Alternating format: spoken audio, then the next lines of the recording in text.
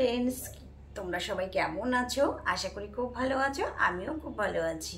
Kitchen queen Soma চ্যানেলে সবাইকে স্বাগত। আজ জামাই ষষ্ঠীর সামনে, তাই তোমাদের জন্য এখন থেকে প্রতিবারই নতুন নতুন রেসিপি নিয়ে আসবো। ভালো লাগলে লাইক, কমেন্ট, শেয়ার করে চ্যানেলটিকে সাবস্ক্রাইব করতে কিন্তু একদম ভুলবে না। আর তোমরাও তোমাদের প্রিয়জনকে শেয়ার করে দেবে, যাতে তারাও ভালো ভালো রান্নাগুলো পেয়ে যায়। আজকে তোমাদের জন্য রেসিপিটা নিয়ে এসেছি, দিল্লির বিখ্যাত একটা রেসিপি, চেঙ্গিসি। তাহলে চলো দেরি না করে দেখে নেওয়া যাক রেসিপিটা। দেখো, আমি চিকেন নিয়ে নিয়েছি। চিকেন আমি প্রথমে ম্যারিনেট করে নেব। লবণ দিয়ে দিলাম, দিয়ে দেবো আদা রসুন পেস্ট। এবার দিয়ে দিচ্ছি টক দই।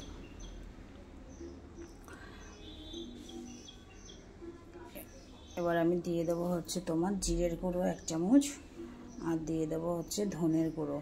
ধনের গুঁড়ো আমি 2 চামচ দেবো, একটু বেশিই দেবো ধনের গুঁড়োটা। আর দিয়ে দিচ্ছি লঙ্কার গুঁড়ো। আর এই রান্নাটা না একটু ঝাল ঝাল হবে, তাহলে ভালো লাগবে খেতে। আর এই রান্নাটাই এরকম। আর দিয়ে দিচ্ছি একটু ভিনিগার, আর তোমরা চাইলে পাতিলেবুও দিতে পারো, সমস্যা নেই। এবার আমি ম্যারিনেট করে রাখবো ভালো করে। দেখো, মেখে নিচ্ছি।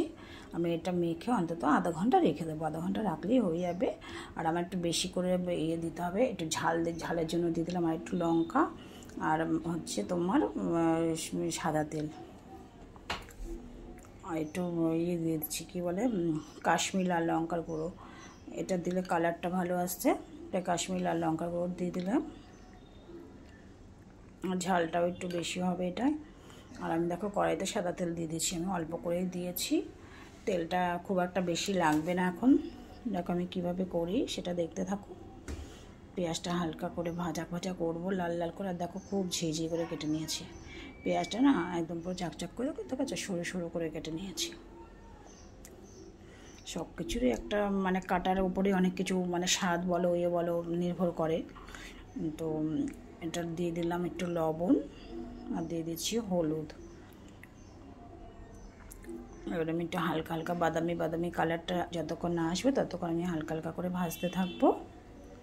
আর এই রান্নাটা না হেভি টেস্টি। আর আমি জামাই ষষ্ঠী যেহেতু, তার জন্য আমি এই রান্নাগুলো দেখাচ্ছি। ভালো ভালো রান্না প্রতিদিনই তোমরা আমার ভিডিওতে দেখতে পাবে।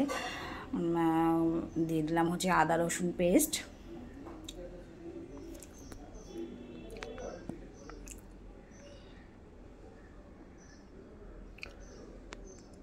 এটা যতক্ষণ ভাজা হবে আদা রসুন পেস্টটা ভালো করে ভেজে নেবো, নাহলে কিন্তু কাঁচা গন্ধ আসবে। এবার দিয়ে দিচ্ছি টমেটো। আমি বড় বড় টমেটো 2টো দিয়েছি। একটু টমেটোটা একটু বেশি লাগবে, এই টমেটোটা একটু বেশি দিয়েছি। আর টমেটোটা মজে যাবে, যতক্ষণ না মজবে ততক্ষণ আমি মানে কষাতে থাকবো। দেখো একটু নরম হবে, তারপর আমি নামাবো। আর এই জামাই ষষ্ঠীর জন্য করছি, কারণ জামাইরা তো আসবে, প্রতিদিন এক এক দিন এক একটা রান্না খাবে। আর একটু লঙ্কা গুঁড়ো দিয়ে দিলাম মানে ঝালের জন্য, কারণ এই রান্নাটা একটু ঝাল হবে। ঝাল না হলে কিন্তু টেস্ট হবে না। এটা দিল্লির বিখ্যাত রান্না। মানে এই রান্নাটা খাওয়ার জন্য সবাই মানে লাইন দিয়ে দাঁড়িয়ে থাকে। এই হোটেলে যে রান্নাটা হয় খুব মানে বিখ্যাত এই রান্নাটা। আর স্পেশাল রান্না দেখাচ্ছি, তাই পেস্ট করে নেব। মশলাটা ভেজে পেস্ট করে নিলাম। আর এবার আমি কী করছি যেন, অল্প একটু তেল দিয়েছি, ম্যারিনেট করা মাংসগুলো আমি ভেজে নেব। আমি কালো কড়াইতে ভাজছি, এটা আমার কালো কড়াই লোহার। পুরনো আগের দিনে মানুষটা এই কড়াইতেই রান্না করতে, আর রান্না দেখবে আগেকার মানুষের রান্নার টেস্টটাও আলাদা হতো। এখন তো ফ্রাই প্যান বেরিয়েছে, আর ফ্রাই প্যানে তো শৌখিন, মানে সেইভাবে তুমি করতে পারো না। আমার ফ্রাই প্যান নষ্ট হয়ে গেছে, আমার মানে কড়াইটা তো নষ্ট হয়ে গেছে, ফ্রাই প্যানটা সেটাও আমার কালার উঠে গেল, যার জন্য আমি আজকে ফ্রাই প্যানে ভাজতে পারলাম না। একদমই বাজে লাগছে। আমার কড়াই কিনতে হবে, ফ্রাই প্যানও কিনতে হবে। আর আমি কালো কড়াইটা আমার এটা যেন খুব প্রিয়। এটার মধ্যে যত ভাজা করি আমি, আসলে ফ্রাই প্যানটা হলে আমার অনেকগুলো একসাথে হয়ে যেত, কিন্তু আমার কিছু করার নেই। তো আমি অল্প অল্প তেল দিয়ে পোড়া ভাব, এই দেখো ভাজাটা, এটাই কিন্তু মেন এই রান্নায়। এই রান্নার দেখো যে বৈশিষ্ট্য যেটা মানে বলবে, সেটা হচ্ছে মানে অল্প তেল দিয়ে, মানে আমি এটা একটু তেল বেশি দিয়েছি যেহেতু আমি অনেকগুলো মাংস ছেড়ে দেবো, কিন্তু এটা পোড়া ভাব হবে। মাংসটা মানে ভাজা যে হবে না, একটু পোড়া ভাব হবে। কম তেল দিলেই পোড়া ভাবটা আসবে। ঠিক আছে, পোড়া ভাব। অর্ধেকটা প্রায় রান্না হয়ে যাচ্ছে, 50% রান্না এখানে হচ্ছে। বেশি পুড়ে গেলে তোমরা আবার সেই পোড়াগুলো দিও না, কারণ গন্ধ আসবে, তাতে ভালো লাগবে না। আর আমি তেল দিয়ে দিয়েছি, এভাবে সব চিকেনগুলো ভেজে নিয়েছি। শুকনো লঙ্কা, তেজপাতা আর গোটা গরম মশলা ফোড়ন দিলাম।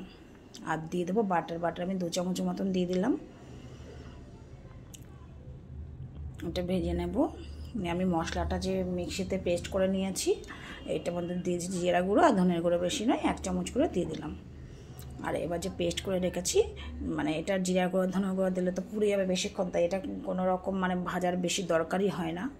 তো আমি 1 সেকেন্ডের মধ্যে আমি দিয়ে দিলাম একটুখানি নেড়ে চেড়েই। এবার আমি মশলাটা দিয়ে এটাকে আমি কষাবো।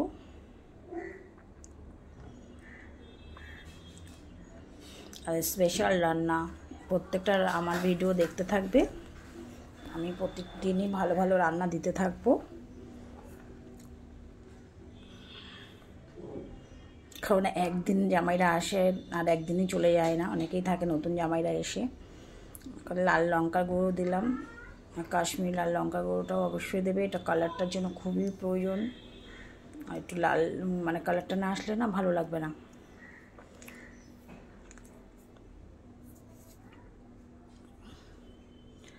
এবার আমি দিয়ে দেবো হচ্ছে চিকেনগুলো ভেজে রেখেছি, দেখেছো পোড়া পোড়া ভাজা। আমি তো তেল দিয়ে বেশি করে ভাজতে পারতাম, কিন্তু এই রান্নাটা বৈশিষ্ট্যটাই হচ্ছে এটা, যে তোমার মানে ভাজাটা হবে এরকম। তুমি ফ্রাই প্যানের তেলটা একটু মানে ব্রাশ করে নিয়েও করতে পারো হালকা করে, যেহেতু আমি কড়াইতে দিয়েছি তাই আমি ওরকম করে ভাজলাম। তোমরা ফ্রাই প্যানে চাইলে ফ্রাই প্যানে করলেই বেশি বেটার হবে। দেখো এবার আমি কষিয়ে নিচ্ছি, আবার কষানো হবে একটু মাংসটা। এই ইসের মধ্যে যখন জলটা একটু শুকিয়ে আসবে আমি জল দিয়ে দেবো।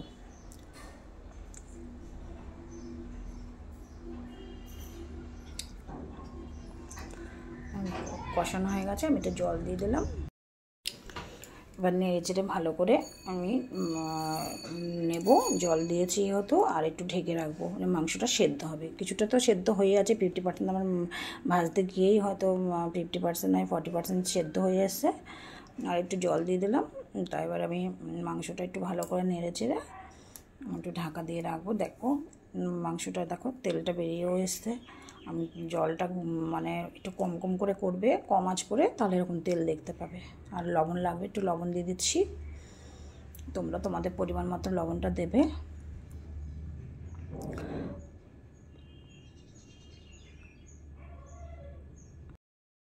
এবার আমি ঢাকা দিয়ে রাখবো, মানে চিকেনটা একটু সেদ্ধ হবে। 10 মিনিট পর দেখো ফিরে এসেছি, কালারটা কত সুন্দর হয়েছে, আর তেলটা বেরিয়ে এসছে, ঝোলটাও প্রায় শুকিয়ে গেছে, একটু মাখা মাখা থাকবে। এটা তুমি ভাত, রুটি, ফ্রাইড রাইস সব কিছুর সাথেই ভালো লাগবে, বিরিয়ানি যাই বলো, সব এমন একটা রান্না যে সব কিছুর সাথে খেতে পারবে। আর যেমনি দেখতে সুন্দর হয় না, তেমনি খেতে ততটাই সুন্দর হয়। দেখো আমি নামিয়ে নিয়েছি। আর তোমরা ভালো থাকবে, সুস্থ থাকবে। পরে ভিডিও নিয়ে তোমাদের কাছে আবার আসবো। টাটা।